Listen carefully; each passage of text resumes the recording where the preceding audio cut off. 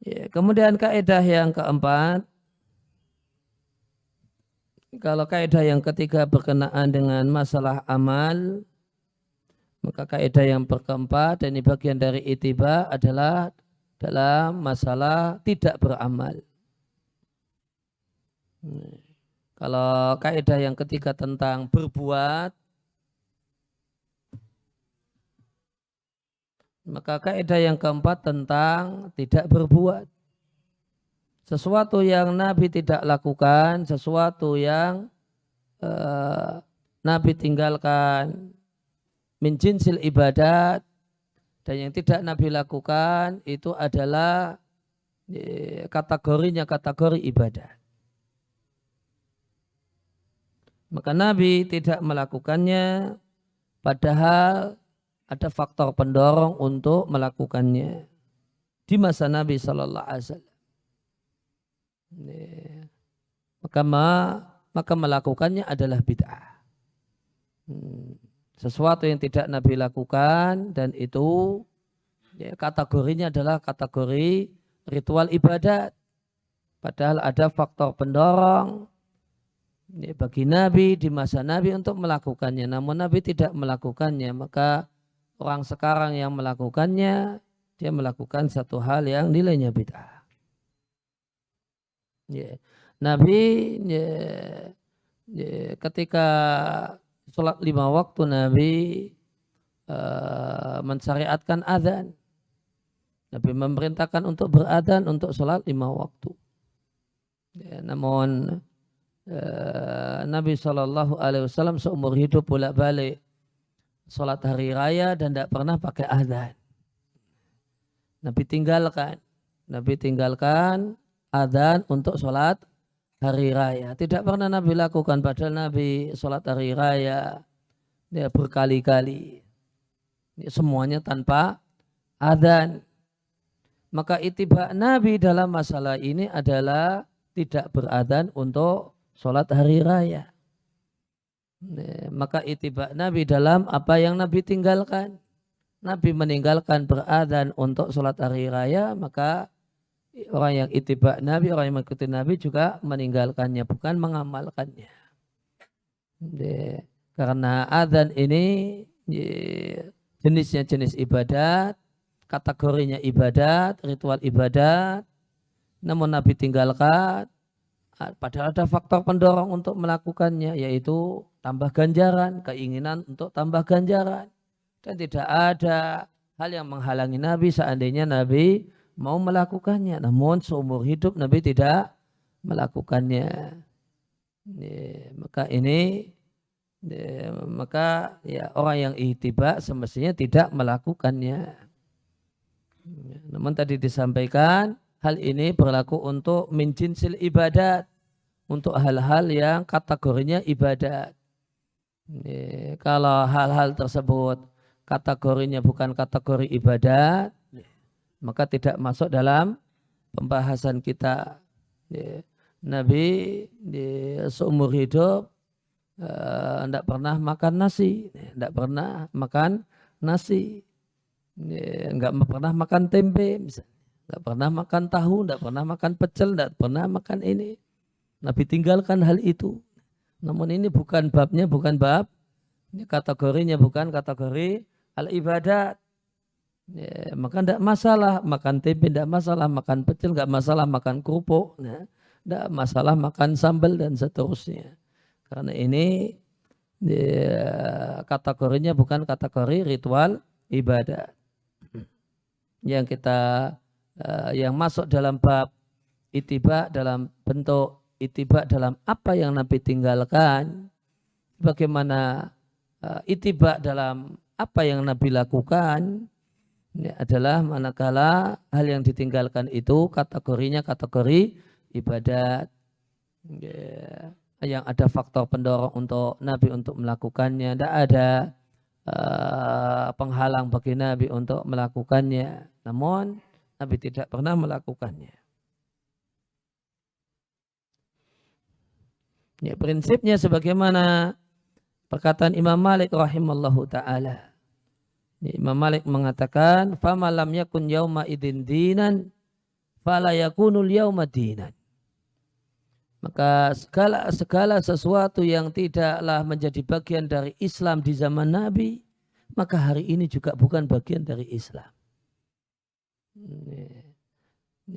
Maka semua yang tidak merupakan bagian dari ibadah dalam Islam di zaman Nabi, maka hari ini juga bukan bagian dari ibadah dalam Islam.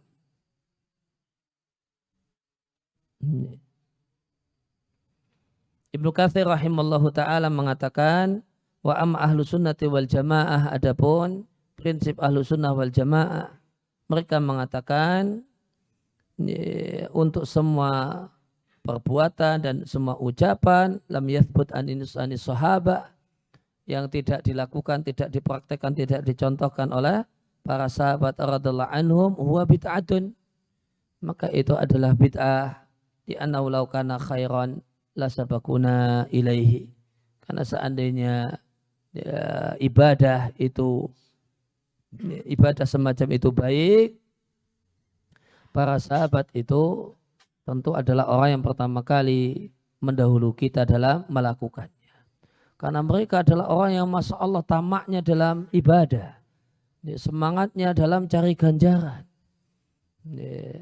satu semangat ibadah yang tidak terbayangkan. Tidak terbayangkan. Ada sahabat Utsman bin Maz'un yang karena ingin semangatnya beribadah, menemui Nabi dan minta izin kepada Nabi untuk mengkebiri diri sendiri. Untuk mengkebiri diri sendiri. Karena semangat ibadahnya yang luar biasa.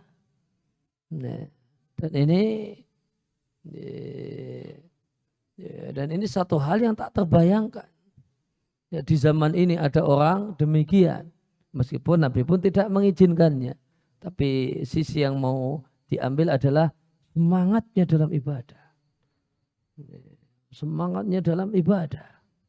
Tak terbayangkan kok ada orang yang bisa sampai demikian. Kita jumpai ya, bagaimanakah sahabat Abu Darda radhiyallahu taala anhu ibadahnya. Ya, sampai istrinya bilang kepada Salman Al-Farisi, itu loh saudaramu, tidak butuh dunia. Ya, gimana ibadahnya Abu Darda? Setiap hari puasa, setiap siang puasa, sepanjang malam sholat malam, dari awal malam sampai subuh. Ya, sehingga saya istrinya tidak pernah dijamah. Ya, saya istrinya tidak pernah dijamah. Ini kan membayangkannya saja sudah sulit ini membayangkannya. Terlepas dari kemudian ditegur oleh Salman, dengan Salman mengatakan bahasanya inna li rabbika 'alaika haqqo, Tuhanmu itu punya hak yang wajib ditunaikan, wa inna li ahlika 'alaika haqqo, keluargamu punya hak untuk juga istrimu, keluargamu punya hak untuk dijamah, disentuh. Ya, tidak hanya dibiarin, ditinggal ngibadah dan yang lainnya. Fa'tikula dihaqqin haqqahu, maka berikanlah untuk setiap yang punya hak-haknya masing-masing. Dan Nabi mengatakan shadaqah Salman, benar yang apa yang dikatakan oleh Salman. Tapi dari satu sisi bayangkan ada orang yang punya semangat ibadah seperti itu. Ada orang yang punya semangat ibadah seperti itu, setiap siang kondisinya puasa, setiap malam sepanjang malam berdiri untuk sholat. Berdiri untuk sholat dari ba'dal isya sampai subuh. Ini berdiri sholat 10 menit saja sudah kakinya ke sana kemari. Lah ini berdiri sholat 1 jam, 2 jam, 3 jam. Bisa kebayang. Gimana itu orang yang berdiri sholat berjam-jam. Dan itu berhari-hari. Bayangkannya sulit. Bayangkannya sulit. Berkhayal saja agak kesulitan kita untuk supaya berkhayal saja. Berkhayal saja kesulitan, bayangkan. Berimajinasi itu kangelan gitu. Nah, apalagi menerapkannya dalam diri kita. Cobalah sehari gitu.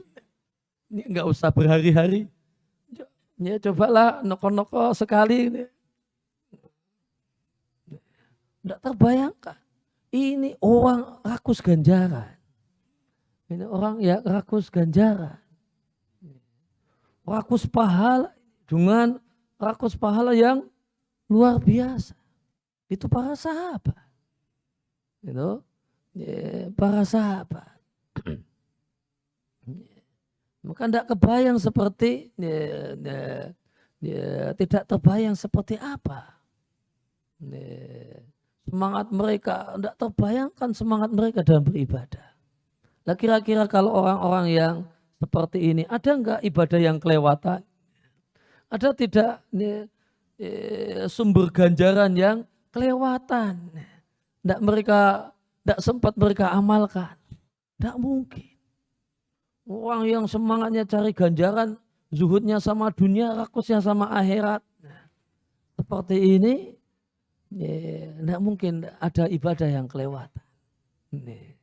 Jika memang betul-betul ibadah yang bermanfaat di sisi Allah Subhanahu wa Ta'ala.